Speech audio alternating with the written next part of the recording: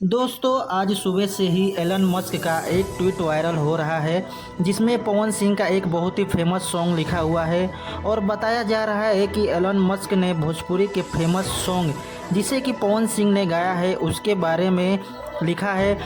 दोस्तों ट्वीट में लिखा है कि कमरिया करे लापालप की लॉलीपॉप लागे लू।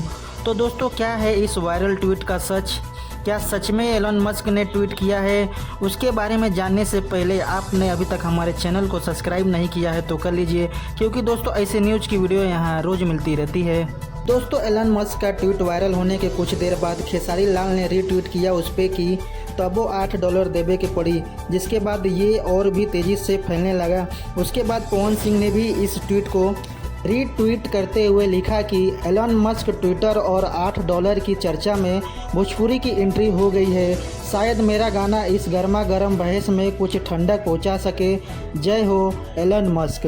तो आज आते हैं एलन मस्क के ट्वीट की सच्चाई पर।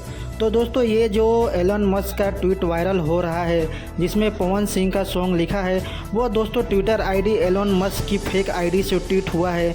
एलन मस्क की ओरिजिनल आईडी अलग है। दोस्तों पवन सिंह का यह गाना जिस ट्विटर हैंडल से ट्वीट हुआ है दोस्तों वो आईडी पहले आई एम वुलफोर्ड के नाम से वेरीफाइड आईडी थी।